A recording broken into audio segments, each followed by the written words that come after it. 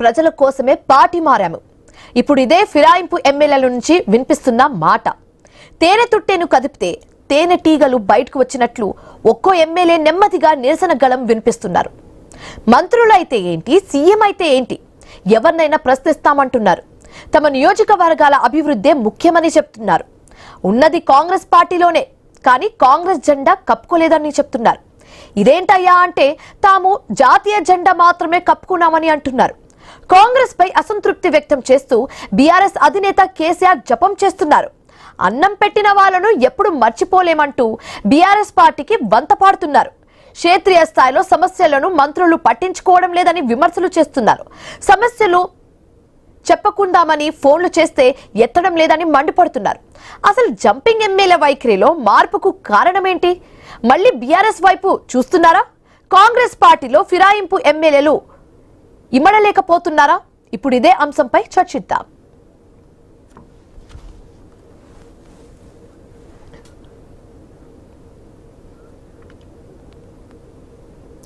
డబ్బుల కోసం కాదు, ప్రజల కోసమే పార్టీ మారాము. ఇప్పుడు ఇదే ఫిరాయింపు ఎమ్మెల్యేల నుంచి వినిపిస్తున్న మాట.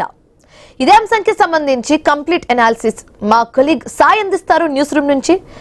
సాయి, ఏంటి ఈ ఇష్యూని ఏ విధంగా చూడొచ్చు అంటారు? డబ్బుల కోసం కాదని, ప్రజల కోసమే, ప్రజల అభివృద్ధి కోసమే మేము పార్టీ మారామన్నట్టుగా ఫిరాయింపు ఎమ్మెల్యేల నుంచి వినిపిస్తున్న మాట. సో దీన్ని ఎలా చూడొచ్చు అంటారు పొలిటికల్ గా? Shivani, thank you for your updates. అంటే ఏంటంటే నిరసన అనేది కొంచెం బయటికి వస్తున్నట్టుగా తెలుస్తుంది. ఎవరైతే 10 మంది ఉన్నారో, ఇటు దారం నాగేంద్ర కానీ, లేకపోతే కడియం శ్రీహరి, తెల్ల వెంకట్రావు, పోచారం శ్రీనివాసరెడ్డి, కాల యాదయ్య, ప్రకాష్ గౌడ్, అరకపూడి గాంధీ, ఇక బండ్ల కృష్ణమోహన్ రెడ్డి, గూడ మైపాల్ రెడ్డి, సంజయ్ కుమార్, రైట్, ఇంతమంది జాయిన్ అయ్యారు కాంగ్రెస్ పార్టీ. ఒకరేమో కేవలం జాతీయ జెండా కప్పుకున్నాం, దీనికి సంబంధించి కూడా మేము కాంగ్రెస్ పార్టీ కప్పుకోలేదు, కాంగ్రెస్ పార్టీ సంబంధించిన కండువా కప్పుకోలేదు ఒకరు అంటారు. ఇంకొకరు ఏమంటున్నారు, నిధులు వస్తాయని చెప్పేసి ఇటు అభివృద్ధి చేద్దామని చెప్పేసి నియోజకవర్గానికి న్యాయం చేద్దామని చెప్పేసి ఒకరు అంటారు. సో కేసీఆర్ ఉన్న టైంలో బాగుంటే ఇప్పుడు ఉన్నటువంటి టైంలో బాగాలేదని కొందరు అంటారు. సో మొత్తం మీద ఈ మధ్య కాలంలో హైలైట్ గా నిలిచింది ఏంటి అని అంటే పోచారం శ్రీనివాసరెడ్డి చేసినటువంటి వ్యాఖ్యలు. సో సుదీర్ఘ రాజకీయ అనుభవం ఉన్నటువంటి ఒక నాయకుడు, ఇటు లక్ష్మీపుత్రుడిగా కేసీఆర్ ఎంతో ప్రేమగా పిలుచుకున్నటువంటి ఒక వ్యక్తి అసలు నిజంగా పార్టీ మారతారని అసలు కలలో కూడా అనుకోలేదు. బట్ ఆయన వేసిన దెబ్బ కేసీఆర్ కి కోలుకోవడానికి చాలా టైం పట్టింది. బట్ ఇప్పుడు ఆఫ్టర్ లాంగ్ టైం 2.5 years తర్వాత ఒక మంచి పొజిషన్, ఒక ప్రభుత్వ సలహాదారుగా ఉన్నటువంటి ఒక ఆయన ఇటు ఇలాంటి వ్యాఖ్యలు చేయడం ఇప్పుడు చర్చాంశంగా మారింది. ఇది ఇటీవల కాలంలో సదరు ఒక ప్రైవేట్ ఇంటర్వ్యూలకు సంబంధించి కూడా దారం నాగేంద్ర కొన్ని కీలకమైన వ్యాఖ్యలు చేశారు. KCR is the mind gamer, నిజంగా చెప్పాలంటే కేసీఆర్ ఇంట్లో ఉండి ఆడిస్తున్నారు, సో రేవంత్ రెడ్డికి అంత లేదు, ఒక రకంగా మాట్లాడారు. బట్ మిగతా వాళ్ళు చూసుకుంటే కూడా ఇటు కేసీఆర్ పరిపాలనలో బాగుంటే కేసీఆర్ లో ఉన్నటువంటి నాయకత్వ లక్షణాలు ప్రస్తుతం ఇక్కడ ఉన్నటువంటి నాయకులకు లేదు. సో సఖ్యత లేదు, అసలు కేవలం నియోజకవర్గ అభివృద్ధికి సంబంధించి మేము ఇందులో కాంగ్రెస్ పార్టీలో జాయిన్ అయ్యాం, బట్ మేము కొందరేమో జాయిన్ అయ్యమంటున్నారు, కొందరేమో జాయిన్ కావాలంటున్నారు. దీనికి సంబంధించి కూడా ఎంతో మటుకు కేసులు అవి నడుస్తూ ఉన్నాయి. బట్ ఇటు బీఆర్ఎస్ ఎమ్మెల్యేలు కూడా కేసులు వేసినప్పటికీ కూడా ఇటు హైకోర్టు సరైనటువంటి తీర్పు ఇచ్చిందా లేదా అన్న క్లారిటీ మాత్రం ఎవరికి లేదు. బట్ ఇప్పుడు ఇలాంటి వ్యాఖ్యలు అయితే నిజంగా చెప్పాలంటే ఒక విధంగా రాజకీయ దుమారంగా మారే అవకాశం ఉందనుకోవచ్చు. మొత్తం మీద ఇటు పోచారం శ్రీనివాసరెడ్డి చేసినటువంటి వ్యాఖ్యలు నిజంగా చెప్పాలంటే ఇటు రాజకీయ వర్గాల్లో తీవ్ర చర్చనీయాంశంగా మారాయి. ఇదే అంశానికి సంబంధించి మన క్వశ్చన్లో పాల్గొనడానికి బీఆర్ఎస్ పార్టీ సీనియర్ నాయకులు అయినటువంటి రామ్మూర్తి గారు సిద్ధంగా ఉన్నారు. నమస్కారం రామ్మూర్తి గారు. రామ్మూర్తి గారు నమస్కారం. నమస్కారం అండి. సో బీఆర్ఎస్ పార్టీకి సంబంధించిన నాయకుడిగా మీరేమంటారు? పోచారం శ్రీనివాసరెడ్డి చేసినటువంటి వ్యాఖ్యలు ఏ విధంగా చూడొచ్చు? సో తప్పు తెలుసుకొని మళ్ళీ సొంత గుటికి చేరే అవకాశం ఉందనుకోవచ్చా, లేకపోతే మీరు యాక్సెప్ట్ చేస్తారా ఒకవేళ మీ సొంత గుటికి వస్తే? కుడిదిలో పడ్డ ఎలకలాగా ఇది 10 మంది పరిస్థితి అనేది మనం గమనిస్తున్నాను. ముఖ్యంగా ఏంటంటే పార్టీ మారినప్పుడు వీళ్ళు ఉడికురికి పడ్డారు, దాని తర్వాత పరిస్థితులు అనుకూలంగా లేవు, మళ్ళీ కూడా ఈ ప్రభుత్వం వచ్చే ఛాన్స్ లేదు, కాంగ్రెస్ ప్రభుత్వం వచ్చే ఛాన్స్ ఏమాత్రం లేదు. గ్రామ స్థాయిలో అదేవిధంగా నగరాల్లో తీవ్రమైన వ్యతిరేకత ఉన్నది కాబట్టి వీళ్ళు స్వరం మార్చాలి అంతే తప్ప కానీ మా పార్టీ మీద ప్రేమతోనో లేకపోతే కాంగ్రెస్ పార్టీ మీద కోపంతోనో కాదు. ఎందుకంటే ఖచ్చితంగా నెక్స్ట్ గవర్నమెంట్ ఖచ్చితంగా ఏదైతే కాంగ్రెస్ రాదు అన్నది వాళ్ళు డిసైడ్ అయింది కాబట్టి ఈ విధంగా కొంచెం వెతకబడ్డారు అనేది కూడా నేను నా వైపున ఆలోచన. అంటే మామూలుగా నిధులు వస్తాయని చెప్పేసి 10 మంది కూడా జాయిన్ అయ్యారు. సో నిధులు రావట్లేదు, మళ్ళీ 3 చెరువుల నీళ్ళు దాపిస్తారు అని చెప్పేసి ఇటు పోచారం శ్రీనివాసరెడ్డి మాట. అలాగే దారం నాగేంద్ర ఇటీవల కాలంలో చేసినటువంటి వ్యాఖ్యలు ఏంటంటే బీఆర్ఎస్ పార్టీలో ఉన్నటువంటి నైతిక విలువలు కానీ ఇటు కాంగ్రెస్ పార్టీలో లేవని చెప్పేసి ఆయన అంటున్నారు. సో ఒక ఫలానా ఇంటర్వ్యూలో. సో ఈ విధమైనటువంటి వ్యాఖ్యలు ఇటు మీ పార్టీకి ప్లస్ అవుతున్నట్టుగా అనిపిస్తుంది. అండ్ ప్రస్తుతం మీ పార్టీ తీసుకున్నటువంటి స్టెప్ ఏ విధంగా ఉండొచ్చు? ఈ 10 మంది పార్టీ మారిన ఎమ్మెల్యేలు ముఖ్యంగా నీకు క్లియర్ చెప్పే అంశం ఏంటంటే చిన్నపిల్లగాని తెలంగాణలో చిన్నపిల్లగాని గిచ్చిలేపినా కూడా ఎందుకు పార్టీ చేంజ్ అన్నది కూడా చెప్తారు. వాళ్ళ స్వలాభం కోసం, వాళ్ళ కుటుంబాల కోసం, వాళ్ళ ఆస్తుల కోసం బ్లాక్ మెయిల్ చేసి కొంతమంది తీసుకున్నారని కూడా చూసాం. ఎందుకంటే ఈ గోడ మీద వాళ్ళ కాకి ఆ గోడ మీద వాళ్ళతే కాల్చి చంపుతా అన్నారు. అదే విధంగా పార్టీ మారినోళ్ళు ఊళ్ళకి వస్తే రాళ్లతో కొట్టి చంపుతా అన్నారు రేవంత్ రెడ్డి. మరి ఎందుకు తీసుకున్నారో అడుగుతున్నా. ముఖ్యంగా ఏఐసిసి ఒక నిర్ణయం. రామూర్తి గారు ఒక నిమిషం ఇదే అంశానికి సంబంధించి మనతో మాట్లాడడానికి బీఆర్ఎస్ పార్టీ సీనియర్ నాయకులు అలాగే రాష్ట్ర మాజీ మంత్రి అయినటువంటి శ్రీనివాస్ గారు ఉన్నారు. శ్రీనివాస్ గారు నమస్కారం. నమస్తే అండి సార్, పోచారం శ్రీనివాస్ రెడ్డి చేసిన వ్యాఖ్యలు ఏ విధంగా చూడొచ్చు? అండ్ ఫస్ట్ ఆఫ్ ఆల్ మీరు సొంత గుట్టికి ఆయనని మళ్ళీ తిరిగి తీసుకునే అవకాశం ఉందనుకోవచ్చా? అసలు ఏముండదండి. సో ఆయన చేసినటువంటి వ్యాఖ్యలు ఏ విధంగా చూడొచ్చు అంటారు? అంటే యాక్చువల్గా అంత సీనియర్ మనిషి పోవడమే ఏమి మాకు మాట్లాడి ఇక పెద్ద మనిషి కనుక ఆయన అన్నింటికి వస్తలేదు. కానీ అంత అభివృద్ధి జరిగింది అన్నప్పుడు అంత అభివృద్ధి జరిగింది, దాంతో ఏమైనా పానాలు పోతున్నాయినా? అందులో ఆగలేదా? మొత్తం కాన్స్టిట్యూషన్ మొత్తం కేసీఆర్ గారే డెవలప్ చేసిండు, ఆయన అయింది అన్నప్పుడు అలాంటి పెద్దవాళ్ళు ప్రతిపక్షంలో ఉండకుండా పారిపోతే రాజకీయాలకు విలువనే పోతుంది కదా. ప్రతిపక్షంలో ఉండి కొట్లాడాలా, నిలదీయాలా, గవర్నమెంట్ లో అసెంబ్లీలో మాట్లాడి నిలదీసి ఫండ్ తెచ్చుకోవాలా. కానీ అంత సీనియర్ మోస్ట్ పర్సన్ ఉండి మంత్రిగా, స్పీకర్ గా ఇంత అత్యున్నత స్థానం కేసీఆర్ గారు, అందరికన్నా ఎక్కువ స్థానం, అందరికన్నా ఎక్కువ ఇండ్లు, అందరికన్నా ఎక్కువ అన్ని నడిచింది ప్రపంచం అంతా. అంత సీనియర్ వ్యక్తి అంత గౌరవిస్తే ఆయన పోవడం, అభివృద్ధి గురించి పోవడం అని చెప్పడం, అంటే తిన్న తాట్లో మన్ను పోస్తే కనుక పుట్టగతులు ఉండవని చెప్పేసి ఆయన అంటున్నాడు. ఇప్పుడు వాల్యూ కేసీఆర్ గారు వాల్యూ ఏందో ఇప్పుడు తెలిసిపోయింది కదా. ఆయన వాల్యూ ఏందో ప్రజలకు తెలిసింది, కేసీఆర్ గారు లేకపోతే ఏంటనేది నాయకులకు కూడా తెలిసింది. కేసీఆర్ గారు వదిలిపెట్టిపోతే ఏమైతుంది పరిస్థితి అనేది. అంటే జనం వచ్చి కొడతారు అక్కడ, వాళ్ళు కూడా ఎవరు ఆ పార్టీలో కూడా ఇంత ఏజ్ మా దగ్గరకు వచ్చిందంటే మాకు మేమేం చేసినా మా ఏమంటాడా అని అనుకుంటారు వాళ్ళు కూడా, ఆ పార్టీ కూడా. ఇంకా విలువ కొట్టుకోవడం తప్ప ఏం లేదు, సాధించింది ఏం లేదు. ఇప్పుడు అంత అయిపోయిన తర్వాత అంటే కూడా ఏం లాభం లేదు. అది శాస్త్రం చెప్పింది, అది ఆ చేతులు కాలినాక ఆకులు పట్టుకున్నట్లే ఉంటుంది, అంతే అయిపోయింది, అంతే. దాన్ని పూరించలేదు. జనం దృష్టిలో ఎన్ని మాటలు చెప్పినా జనం గాయాలను మార్చలేరు, కార్యకర్తల గాయాలను తక్కువ చేయలేరు.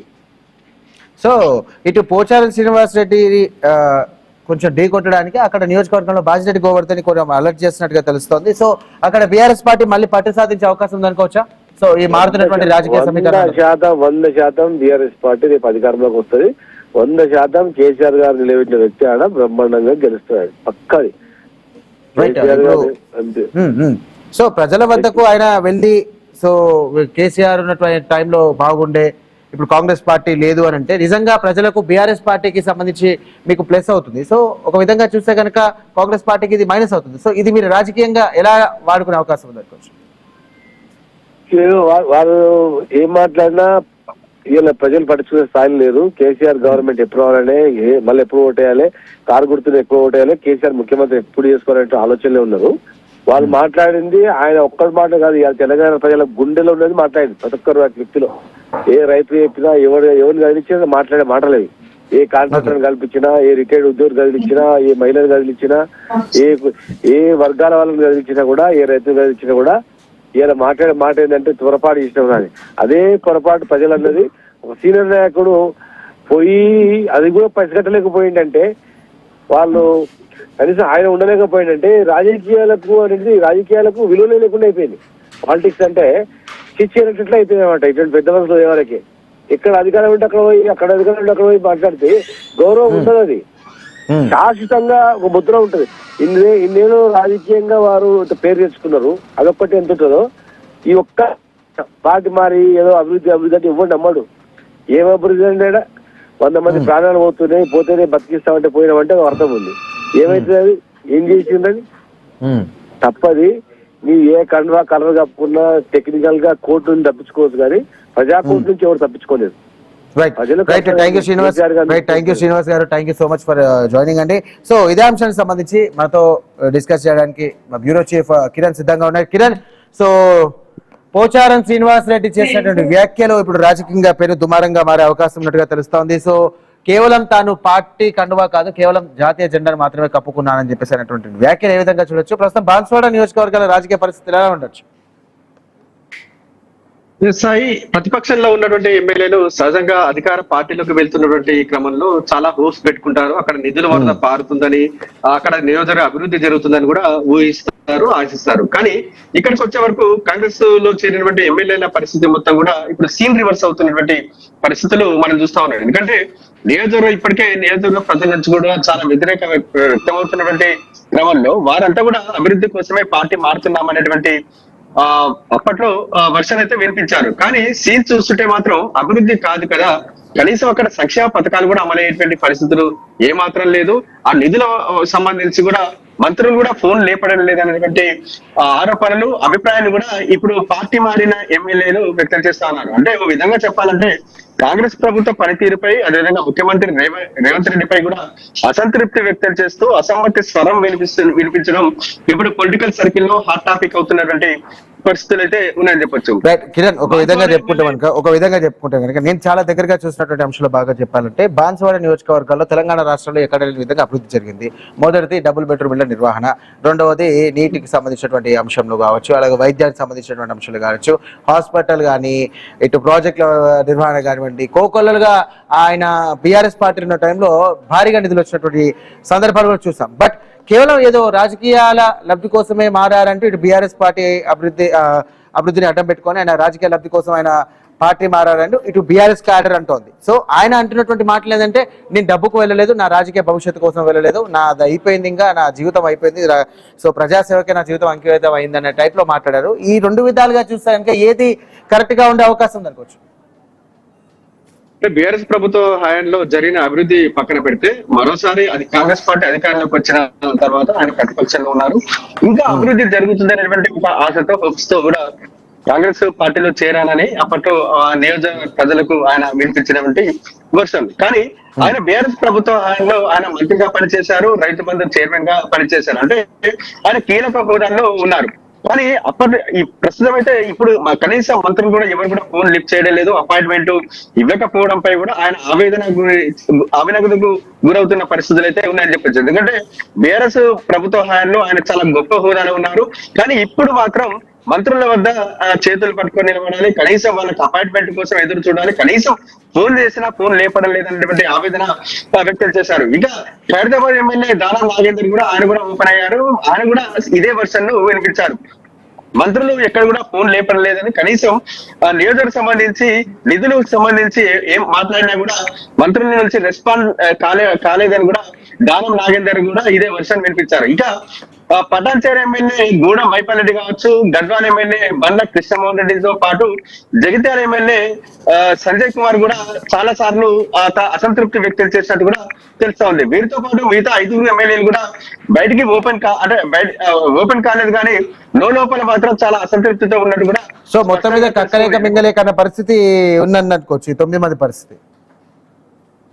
నిజంగా అధికార పార్టీలోకి వచ్చిందంటే చాలా హోప్స్ పెట్టుకుంటారు, అక్కడ నియోజకవర్గం అభివృద్ధి జరుగుతుందని, నిధుల వద్ద పారుతుంది అనేటువంటి అభిప్రాయం భావన ఉంటుంది. కానీ ఇప్పుడు తాము అధికార పార్టీలో ఉన్నామా లేకుంటే ప్రతిపక్ష హోదాలో ఉన్నామా అనేటువంటి అనుమానం కలుగుతుంది అనేటువంటి ఆరోపణలు చాలా సార్లు వినిపించారు. మరో ఆసక్తికరమైనటువంటి విషయం ఏంటంటే, ప్రతిపక్షంలో ఉన్న కనీసం గౌరవం దక్కేది, కనీసం మర్యాద దక్కేది అనే భావనలో కూడా ఇప్పుడు పార్టీ మారినటువంటి ఎమ్మెల్యేలు ఉన్నట్టుగా తెలుస్తా ఉంది. ఓ విధంగా చెప్పాలంటే మీరు అన్నట్టు కక్కలేక మెంగలేక అన్న సామెత ఒక ఎత్తు అయితే, ఇటు ముందు నొయ్యి వెనుక గొయ్యి అనే సామెత మాదిరిగా కూడా వాళ్ళ పరిస్థితి కూడా ఉందని చెప్పొచ్చు. ఎందుకంటే అధికార పార్టీలో ఇప్పుడు ఇమడే పరిస్థితి ఏమాత్రం లేదు. ఎందుకంటే ఇప్పుడే మనం చెప్పుకుంటున్నాం, కనీసం మంత్రులు కూడా అపాయింట్మెంట్ ఇవ్వడం లేదు, మంత్రులు కూడా ఫోన్ లేపడం లేదు. ఇటు కంబ్యాక్ అయ్యే పరిస్థితి ఏమైనా ఉందా అంటే అక్కడ ఆల్టర్నేటివ్ నాయకులు ఇందులో అయితే దారం నాగేందర్ ఒక మాజీ మంత్రి, కడియం శ్రీహరి ఒక డిప్యూటీ సీఎం స్థాయి మనిషి, సో పోచారం శ్రీనివాస్ రెడ్డి కూడా ఒక క్యాబినెట్ సంబంధించినటువంటి మంత్రిగా పనిచేశారు, తదితరులు కూడా ఎమ్మెల్యేలుగా సీనియర్ గా ఉన్నటువంటి ఎమ్మెల్యేలు. సో వీళ్ళ పరిస్థితి ఫ్యూచర్ బాగుంటుంది కదా అని చెప్పేసి వెళ్ళారు. బట్ 2 సంవత్సరాలకే తేటతెల్లం అయిపోయింది మొత్తం. అంటే పోచారం శ్రీనివాస్ మీరు అన్నట్టు పోచారం శ్రీనివాస్ రెడ్డి విషయం చూసుకున్నట్లయితే ఆయన చాలా క్లారిటీగా చెప్పారు. ఎందుకంటే చాలా కీలక హోదాల్లో పనిచేశారు. వ్యవసాయ శాఖ మంత్రిగా పనిచేశారు, రైతు బంధు చైర్మన్ గా కూడా ఆయన పనిచేశారు. కానీ కాంగ్రెస్ పార్టీలోకి వచ్చే వరకు కూడా ఆయన ఎమ్మెల్యే మాత్రమే. అంటే ఇప్పుడు మంత్రుల అపాయింట్మెంట్ ఆయనకు దొరకడం లేదు, కనీసం వాళ్ళు ఫోన్ కూడా లిఫ్ట్ చేయడం లేదు అనేటువంటి ఆవేదన ఆయన ఓపెన్ గానే చెప్పడం జరిగింది. అదే సమయంలో కూడా కేసీఆర్ పై కూడా సానుభూతి కూడా వ్యక్తం చేయడం జరిగింది. ఎందుకంటే అన్నం పెట్టే వాళ్ళను తాము ఎప్పుడు మర్చిపోలేదు అనేటువంటి ఒక విషయాన్ని కూడా ఆయన గుర్తు చేసుకుంటూ కూడా ఆవేదన వ్యక్తం చేయడం జరిగింది. కానీ ఆయన వ్యాఖ్యలు దేనికి సంకేతం అన్నటువంటి చర్చ బాన్స్వాడలో నిన్నటి దాకా కొనసాగింది. అయితే అదే విషయంలో కూడా రేవంత్ ప్రభుత్వ పాలనకు సంబంధించి కూడా పాలన కూడా ఆయన తప్పు పట్టినటువంటి పరిస్థితులు కూడా మనం చూసాం. ఎందుకంటే పార్టీ మారేటువంటి క్రమంలో 6 నెలల్లో బాన్స్వాడ నియోజకవర్గం సంబంధించి ఏవైతే పెండింగ్ పనులు ఉన్నాయో ఆ పెండింగ్ పనులకు సంబంధించి మొత్తం కూడా నిధులు ఇస్తానని, అభివృద్ధి పనులు 6 నెలల్లో అభివృద్ధి పనులు జరిగేలా చూస్తానని అప్పట్లో రేవంత్ రెడ్డి హామీ ఇచ్చినట్టు కూడా ఆయన గుర్తు చేశారు. కానీ 6 నెలలు కాదు కాడ ఇప్పుడు 2.5 సంవత్సరాలు గడిచిపోయింది. నిధుల విషయానికి సంబంధించి ఆ ప్రస్తావన లేదు, కనీసం అభివృద్ధి విషయంలో కూడా మాట్లాడే పరిస్థితి లేదు, కనీసం అభివృద్ధి గురించి చర్చిద్దామన్నా కూడా ఇటు మంత్రులు అపాయింట్మెంట్ ఇచ్చే పరిస్థితి లేదనేటువంటి ఆవేదన కూడా ఆయన వ్యక్తం చేయడం జరిగింది. అదే సమయంలో కేసీఆర్ ప్రభుత్వ హయాంలో జరిగినటువంటి అభివృద్ధిని కూడా గుర్తు చేశారు.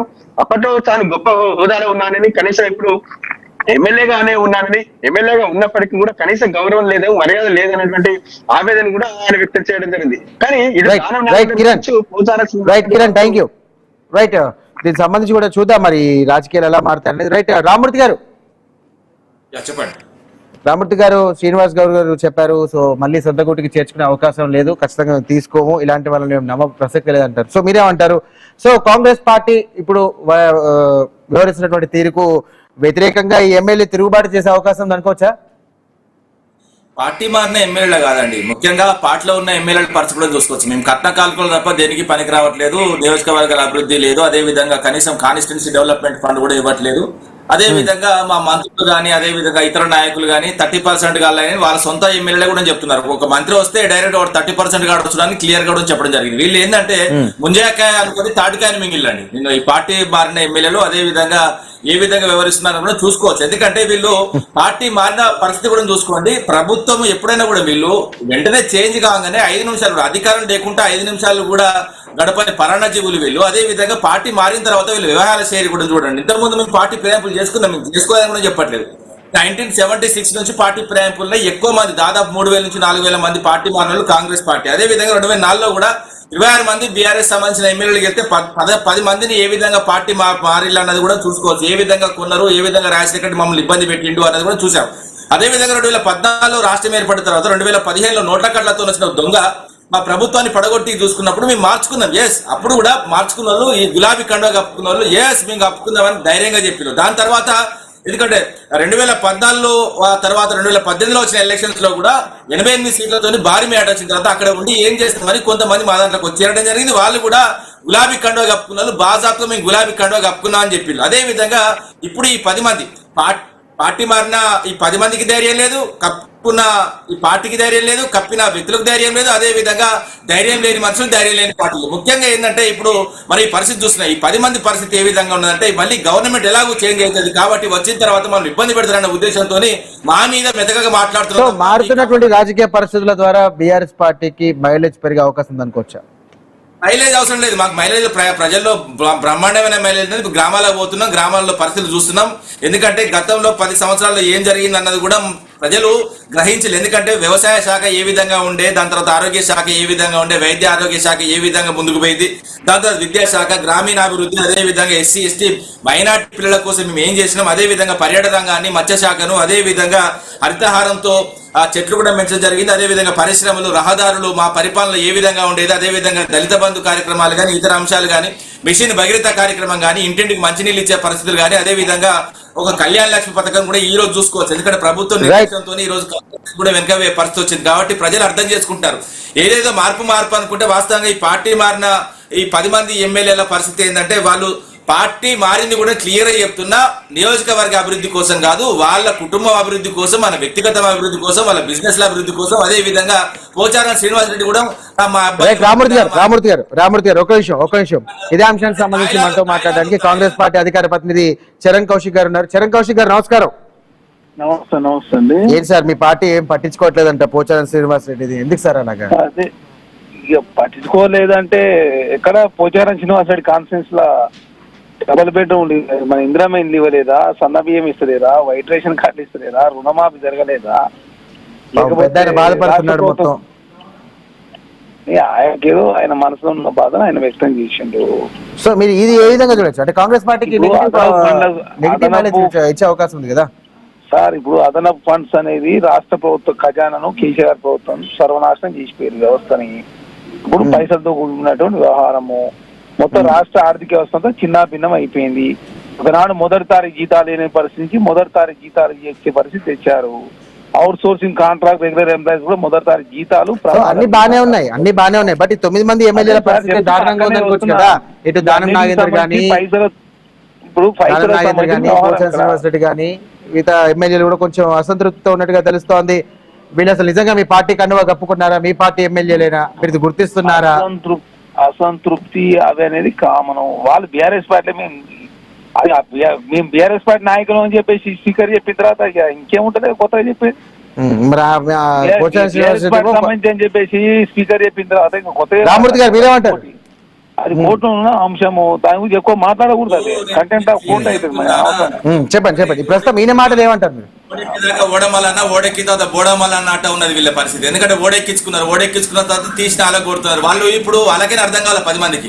కనీసం పార్టీ మారినా అని చెప్పుకోలేని పరిస్థితి. ఆఖరికి పార్టీ చేర్చుకున్న పార్టీ కూడా మా పార్టీ కాదురా నాయన మీరు వేరే పార్టీ అని చెప్తుంటే వాళ్ళకి ఇజ్జత్ మానం ఏమున్నదండి? ఏదైనా మూసీ నదిలో మునిగి జావరి ముక్కు మూసుకొని ఎందుకు ఈ బతుకు? ఇప్పుడు అటు కానులు అయిపోయారు మీ బతుకు. అటు కాని పరిస్థితి. ఎందుకంటే చరణ్ కౌశిక్ కూడా చెప్తున్నారు మా పార్టీ కాదని. ఎందుకు మీ బతుకు? ఈ 10 మందికి సంబంధించి నిజంగా ఏదన్నా ఇండియన్ డబ్బా రేవంత్ రెడ్డి కూడా చెప్తున్నా ఇండియన్ తాగమంది యువకులు కాదు 10 మంది తాగండి ఫస్ట్. ఆ 10 మంది దగ్గర వాస్తవం మీకు ధైర్యం ఉంటే, మీకు దమ్మున్న నాయకులు అయితే రాజీనామా చేయండి, ఎలక్షన్లో పోండి. అది ఆ ధైర్యం లేదు, ఈ ధైర్యం లేదు, ఆడలేరు. అదే విధంగా కనీసం పరిపాలన కూడా సరిగ్గా చేయలేరు. ఇప్పుడు ఎందుకు మీరు బతికి ఈ ఇంత దుర్మార్గమైన పరిస్థితిలా? ముఖ్యంగా ఏంటంటే వీళ్ళు ఏ విధంగా తీసుకొచ్చి కూర్చోబెట్టుకున్నారు, ఏ విధంగా కండవ మార్చుకున్నారు ప్రపంచం మొత్తం చూసింది. అదే విధంగా వాళ్ళు పార్టీ మారిన వాళ్ళు కూడా గతంలో కూడా చెప్పడం జరిగింది. వేదికల పైన కూడా మేము పార్టీ సొంత పార్టీ చేరిన పార్టీ కూడా మీరు కాదురా నాయన అని తన్నే పరిస్థితికి వచ్చింది. సరే ఓకే, పార్టీ మారిన విషయం పక్కన పెడితే కనుక ఇటు పోచారం శ్రీనివాస్ రెడ్డి చేసిన వ్యాఖ్యల మీద మనం చర్చిస్తున్నాం. సో కౌశిక్ గారు మీరేం చెప్తారు? ఇది మీకు రాజకీయంగా ఇటు మీ కాంగ్రెస్ పార్టీకి దెబ్బపడే అవకాశం ఉన్నట్టుగా కనిపిస్తోంది. సో ఆయన చేసినటువంటి వ్యాఖ్యలు మీరు ఏ విధంగా చూస్తారు? సో దీన్ని రెక్టిఫై కానీ దీన్ని సరిదిద్దే ప్రక్రియ మనం కొనసాగించే అవకాశం ఉందా? అర్థం కాలే మీరు చెప్పింది నాకేందో. ఇప్పుడు పోచారం శ్రీనివాస్ రెడ్డి సంబంధించి కూడా చేసినటువంటి వ్యాఖ్యలు మీరే విధంగా చూస్తారు? మిగతా ఎమ్మెల్యేల పరిస్థితి ఏంటి? సో అన్ని నియోజకవర్గాలు ఇదే పరిస్థితి ఉందా? ఎమ్మెల్యేకి ఏ ఇబ్బంది లేదు. తెలంగాణ రాష్ట్రంలో కాంగ్రెస్ అదే చెప్తున్నాం, మేము పారిపోతలేమో. కేసీఆర్ గారు 9.5 సంవత్సరాల పరిపాలన, మాది 2.5. నరేంద్ర మోడీ 12.5 సంవత్సరాల మీద చర్చ పెడతా ఉన్నాం అసెంబ్లీలో పెట్టి ఎవరైనా అప్పులు ఏంది, ఎవరు చేసిన సంక్షేమ కార్యక్రమాలు ఏంది, ఈ మీ కేసీఆర్ రుణమాఫీ ఏంది, వాళ్ళ రుణమాఫీ ఏంది, మా రుణమాఫీ ఏంది, వాళ్ళ ఉద్యోగాలు ఏంది, మా ఉద్యోగాలు ఏంది, తెలంగాణ రాష్ట్రం వాళ్ళ అప్పులేంది, మా అప్పులేంది, తర్వాత అత్యధిక ఓటు రేట్ తీసుకొచ్చి తెలంగాణ రాష్ట్రం పారిపోతుంది కదా. తెలంగాణ రాష్ట్ర ఆర్థిక వ్యవస్థ సర్వనాశనం చేసి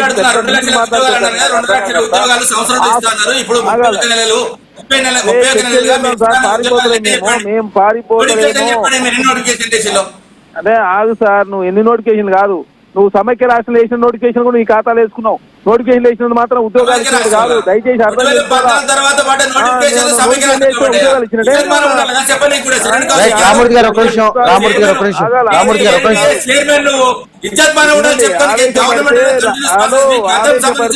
రామూర్తి గారు కంట్రోల్ అండి. రామూర్తి గారు కంట్రోల్ రామూర్తి గారు ఒక నిమిషం మాట్లాడండి. రామూర్తి గారు మీరు అంత ఆవేశం వద్దు. ఆవేశపడితే ఏమవుతుంది? బీపీ వస్తుంది, షుగర్ ఒక నిమిషం, ఒక నిమిషం. కౌశిక్ గారు చెప్పండి, కంక్లూజన్. లెక్కలు తప్పు చెప్తా ఉంటే కూడా లెక్కలు తప్పు మేము చెప్పాలి చెప్తా కదా. ఉన్నాం. రామ్మూర్తి గారు ఒక్క నిమిషం, ఆయన చెప్పిన విధానం మీద మీరు మాట్లాడండి ఒక్క నిమిషం. నేను చెప్తున్నా అండి, లెక్కలు ఆవేశం కాదు. లెక్కలు పక్కలు ఎక్కడ 32,308 ఉద్యోగాలకు సర్వనాశనం చేసి తెలంగాణ మొత్తం నాశనం చేసి పెద్ద పెద్ద మాటలు 10 సంవత్సరాల్లో నోటిఫికేషన్ వేసినాయి 2,02,308 ఉద్యోగాలు. నోటిఫికేషన్ మేము వేసినాయి, మళ్ళీ కూడా చెప్తున్నా 2,02,735 ఉద్యోగాలు. మేము ఇచ్చిన ఉద్యోగాలు 1,60,083 ఉద్యోగాలు. అదే విధంగా ప్రక్రియ కొనసాగుతున్నాయి. నోటిఫికేషన్ లేసి ఎగ్జామ్ నిర్వహించి ప్రభుత్వం మారిన తర్వాత ఒక్క నిమిషం రామ్మూర్తి గారు ఒక్క నిమిషం ఆగండి, రామ్మూర్తి గారు కంట్రోల్ అండి. సరే ఒక్క నిమిషం ఆగండి. కౌశిక్ గారు మీరు చెప్పండి. టీచర్ ఒక్క నిమిషం. కాదండి, సమయం నాదా అయిందా ఏందని నాకు అర్థం కాకడతా బీపీ షుగర్ వస్తుంది ఆయనకు. చెప్పండి కౌశిక్ గారు చెప్పండి. నోటిఫికేషన్ ఇచ్చినంత మాత్రం ఉద్యోగాలు ఇచ్చినట్టు కాదు.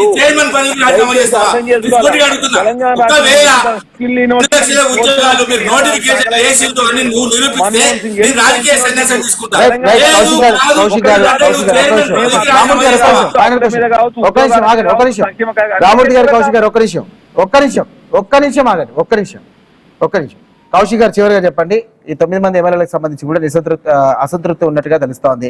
సో అన్ని నియోజకవర్గాలకు సంబంధించి కూడా కొంచెం అసంతృప్తి ఉన్నట్టుగా తెలుస్తుంది. సో దీన్ని మీ పార్టీ కానివ్వండి, ఇటు ప్రభుత్వం కానీ ఎలాంటి చర్యలు తీసుకుంటే ఇది రెక్టిఫై అవకాశం ఉంది అనుకోవచ్చు?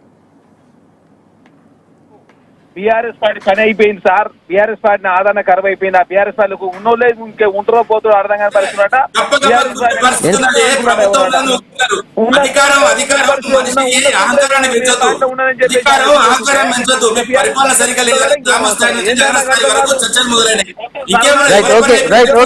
థ్యాంక్ యూ రామ్మూర్తి గారు, థ్యాంక్ యూ కౌశిక్ గారు. మొత్తం మీద ఇటు పోచారం శ్రీనివాస్ రెడ్డి చేసినటువంటి వ్యాఖ్యలు ఇప్పుడు పెద్ద దుమారం రేపాయని చెప్పుకోవచ్చు. మరి ఇటు బీఆర్ఎస్ పార్టీకి ప్లస్ పాయింట్ గా, ఇటు కాంగ్రెస్ పార్టీకి కొంచెం మైనస్ అయ్యే అవకాశం ఉంది. సో ఈ 9 మంది ఎమ్మెల్యేల పరిస్థితి ముందుకోతే బావి వెనక్కోతే చేరున్నటువంటి పరిస్థితి. సో ఈ పరిస్థితులు వారు మరి ఆ గట్టుకాలం నుండి బయటకు ఎలా వస్తారు, అండ్ ప్రస్తుతం ఇది ఎవరికి అనుకూలంగా మారే అవకాశం ఉంది, ఎవరికి